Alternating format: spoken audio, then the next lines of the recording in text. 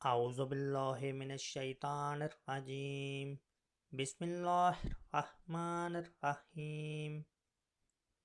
حضرت عمر بن خطاب رضی اللہ تعالی عنہ سے روایت ہے، انہوں نے فرمایا، میں اور میرا ایک انصاری پڑوسی بنو امیہ بن زید کے گاؤں میں رہا کرتے تھے، جو مدینے کی مشرقی جانب بلندی کی طرف تھا۔ ہم رسول اللہ صلی اللہ علیہ وآلہ وسلم کی خدمت میں باری باری آتے تھے۔ ایک دن وہ آتا اور ایک دن میں۔ جس دن میں آتا اس روز کی وحی وغیرہ کا حال میں اسے بتا دیتا، اور جس دن وہ آتا وہ بھی ایسا ہی کرتا۔ ایک دن ایسا ہوا کہ میرا انصاری دوست اپنی باری پر گیا۔ جب واپس آیا تو اس نے میرے دروازے پر زور سے دستک دی اور کہنے لگا کہ وہ عمر یہاں ہیں۔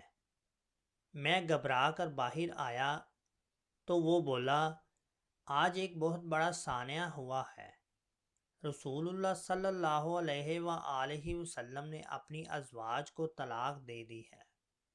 میں حفصہ رضی اللہ تعالی عنہا کے پاس گیا تو وہ رو رہی تھی۔